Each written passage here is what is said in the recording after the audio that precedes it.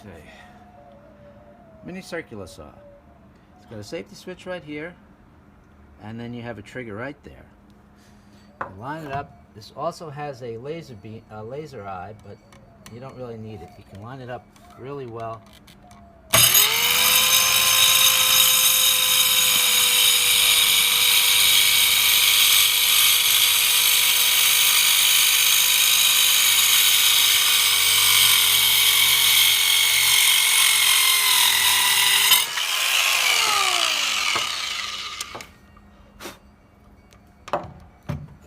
There you go.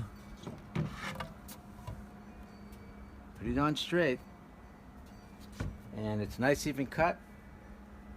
And the width is perfect for a 2x4.